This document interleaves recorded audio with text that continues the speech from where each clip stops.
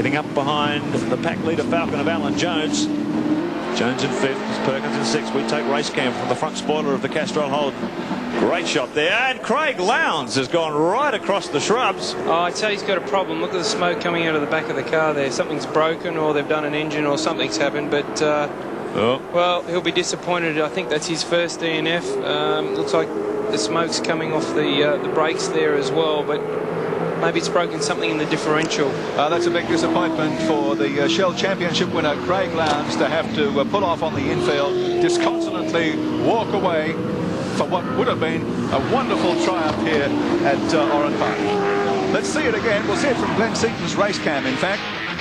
This is Brock immediately in front. Lowndes just disappearing over the bridge. Let's see what happens from here.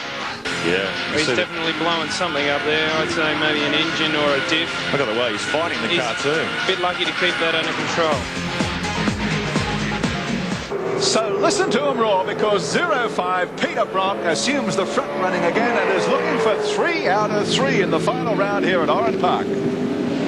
Well, another equipment failure from HRT. I guess they'd be a little bit concerned about that. There's John Trimble, the Ausjet Falcon, the ex-Dick Johnson racing machine.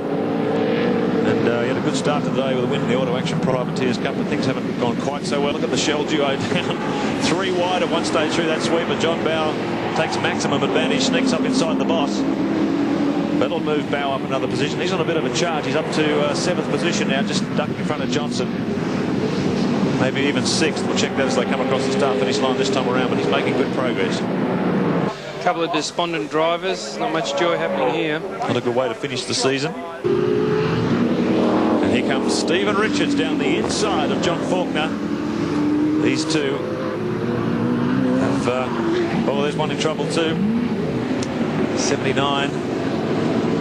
It's Mike Conway, Commodore. And he won't be getting out of that little sand trap for a while. Certainly got that one in fairly deep. Gets very close coming out of Recaro corner onto the straight once again. Perkins, no shortage of power in a straight line, able to box Bowe in very effectively. Perkins this weekend experimenting once again on Dunlop's behalf as they build up to Bathurst. New set of Japanese Dunlop tyres, new construction on the front. Oh, they've got big trouble here coming together between Romano and Faulkner. So he's going to get bogged out there. Oh, now that shows the effect of those sand traps. Need more than a sand wedge to get out of that one. Well, they're fantastic when you need your car to be slowed down, but frustrating when you're trying to get back out of them to continue on in the race. Paul Romano, all that damage to the front spoiler. And I don't think he's going to be going much further. Looks like he's fishing around for gears there. And John Bowe,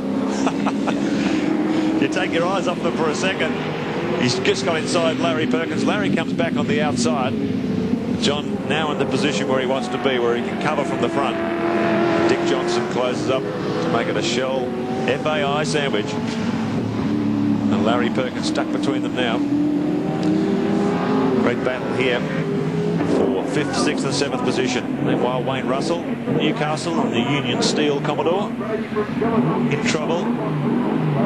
And that'll be a great disappointment for Wayne.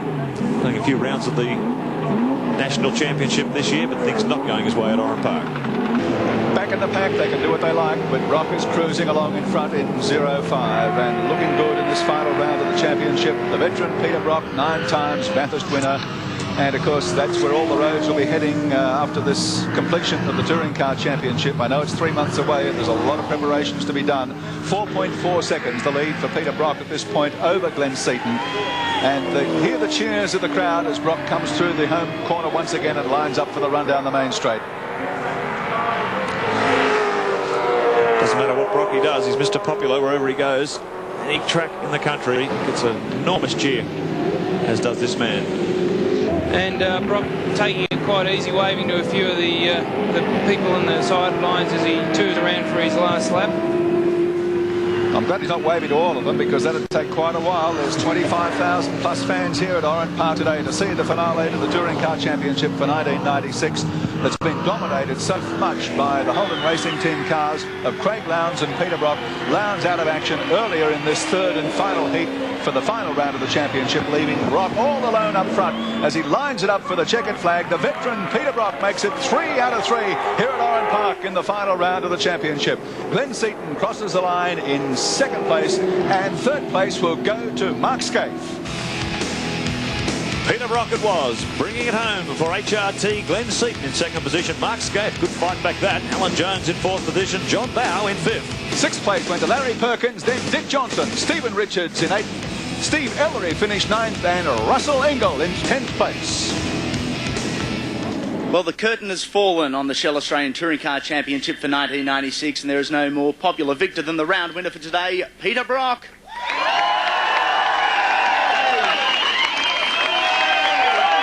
Peter, you always seem to save your best until the business end of the season. There's a certain motivation about this time of the year because one always remembers that Bathurst is just around the corner. Peter, congratulations on today's round win. Thank you, and it was a fantastic result for the guys because with my car they've had a few problems, but today vindicated it all, so thanks guys. Congratulations, Peter Brock. The top privateer is in his first full season of racing. He's from exceptional pedigree, and he is our top privateer. Congratulations to Stephen Richards. Third place in the series overall, a new sponsor on the side of the Glenn Seaton car, and he certainly has done Ford Credit extremely proud. Glenn Seaton. Second place and the defending champion. He really is Mr. Consistency, and the top Ford on the podium, John Bow. And after 10 rounds, 30 races across 6 states, the 1996 Shell Australian Touring Car Champion, 21-year-old Craig Lowndes. Ross Brodie from the Shell Motorsport Company presenting the winner's garland. And Craig, it has been a dream year. It has been a good year. It's it's a credit to the guys. They've been working very hard for a long time, and now it's all come together. We've got a great package with tyres, suspension, the whole works, so it's a tribute to them. And it's been a while between drinks for the team too. It has, and as Peter said, we're looking forward to Bathurst now. I've wrapped this up, and Peter's extremely looking forward to Sandown and Bathurst.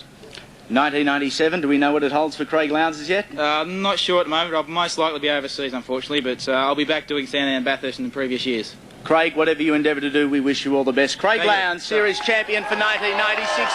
Gary, a very popular winner. And just for the record, here's the final point score. Craig Lowndes at the top of the list. John Bow in second place. Glenn Seaton third. Peter Brock finished officially in fourth place. And Larry Perkins finished fifth.